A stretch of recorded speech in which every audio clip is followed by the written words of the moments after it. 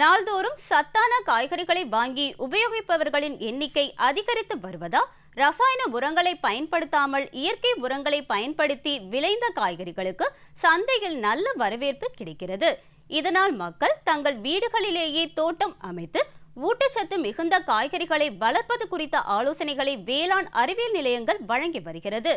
அந்த வகையில் ஊட்டச்சத்து மிக்க வீட்டு தோட்டம் அமைப்பது குறித்து விழுப்புரம் மாவட்டம் திண்டிவனம் வேளாண்மை அறிவியல் நிலைய தோட்டக்கலைத்துறை உதவி பேராசிரியர் முனைவர் ஆர் நீலாவதி அவர்கள் தரும் தகவல்கள்.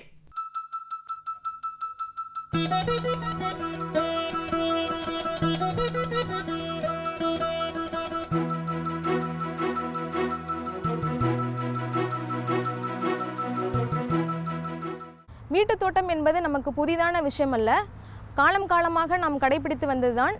ஆனால் இப்போது வீட்டு தோட்டம் அமைப்பதற்கு முக்கியத்துவம் கொடுக்கிறோம். நமக்கு சரிவிகித உணவு கிடைப்பதற்காக நாம் அன்றாடம் எடுத்துக்கொள்ளும் பழங்கள் காய்கறிகளின் அளவை அதிகரிப்பதற்காகவும் ஊட்டச்சத்து தோட்டம் அமைப்பதற்கு முக்கியத்துவம் கொடுத்து வருகிறோம். இந்த மாதம் செப்டம்பர் மாதம் தேசிய ஊட்டச்சத்து மாதமாக கொண்டாடப்பட்டு வருகிறது. நமக்கு சரிவிகித உணவு கிடைக்க தினந்தோறும் 100 கிராம் பழங்களும் 300 கிராம் காய்கறிகளும் சாப்பிடுவது மிகவும் அவசியமாகும். அந்த சரிவிகித உணவில் முக்கியமான ஊட்டச்சத்துக்களான carbohydrate, protein, fat, vitamins, minerals கிடைப்பது மிகவும் அவசியமாகும். விட்டமின்ஸ், மினரல்ஸ் மைக்ரோ நியூட்ரியன்ட் என்று சொல்லப்படுகிறது. இது குறைந்த அளவில் தேவைப்பட்டாலும் மிகவும் அவசியமான சத்துக்களாக உள்ளது. இந்த விட்டமின்கள், மினரல்கள் நமக்கு காய்கறிகள் மற்றும் பழங்கள் மூலமாக கிடைக்கிறது. ஒரு வீட்டு தோட்டம் அமைப்பதற்கு ஒன்று சூரிய வெளிச்சம் கிடைக்கக்கூடியதாக இருக்க வேண்டும். ஒரு நாளைக்கு 6 to 7 மணி நேரம் சூரிய வெளிச்சம் கிடைக்க வேண்டும். தண்ணீர் வசதி உள்ளதாக இருக்க வேண்டும். நமக்கு வீட்டு தோட்டம் அமைப்பது பற்றி நம்ம பார்ப்போம்.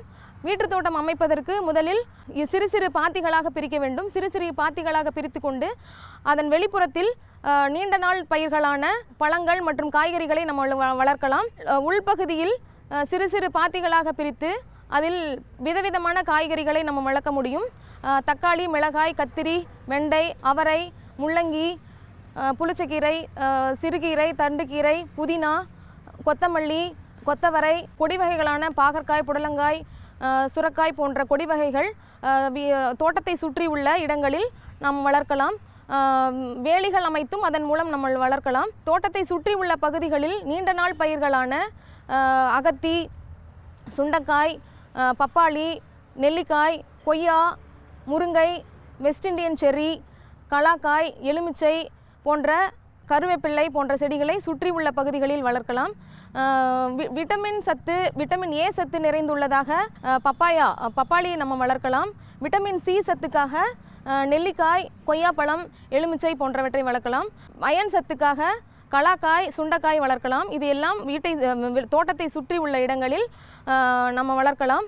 தோட்டத்தில் அமைந்துள்ள சிறு சிறு பாத்திகளுக்கு நிழல் வராதபடி சுற்றி உள்ள இடங்களில் நீண்டகால மரப்பயிர்கள் வளர்க்கலாம். கீரை வகைகள் விட்டமின் ஏ சத்தும் அயன் சத்தும் கால்சியம் சத்தும் நிறைந்துள்ளது. கால்சியம் சத்து எலும்பு வளர்ச்சிக்காகவும், விட்டமின் ஏ கண் பார்வைக்காகவும், இரும்பு சத்து அனிமியா வராமல் இருப்பதற்காகவும் நாம் பயன்படுத்துகிறோம். விவசாயிகள் வளர்த்து கொண்டுள்ள டிராகன் பழமும் நாம் வளர்க்கலாம். டிராகன் பழத்தில் அதிக ஆன்டி ஆக்சிடென்ட்ஸ் இருப்பதால் நோய் எதிர்ப்பு சக்தியை தரக்கூடியதாக உள்ளது. இதனுடன் மூலிகை செடிகளும் வளர்க்கலாம். மூலிகை செடிகளான இன்சுலின் பிளான்ட், கற்பூரவள்ளி, துளசி, பிரண்டை போன்ற மூலிகை பயிர்களும் நமக்கு வளர்க்கலாம்.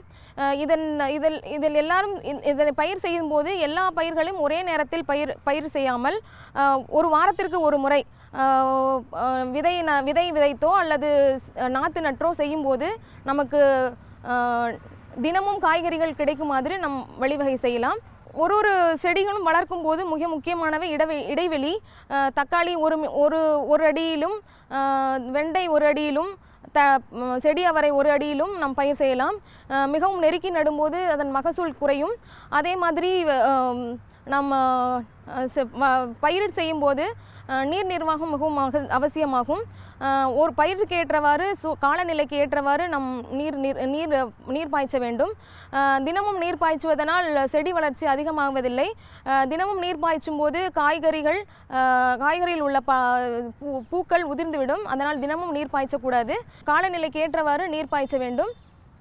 களைகளை அவ்வப்போது களைகள் வரும்போது நீக்கி நிலப்போர்வை அமைத்தும் காய்ந்த இலைகள் கொண்டு மூடியும் நம் களைகளை அகற்றலாம்.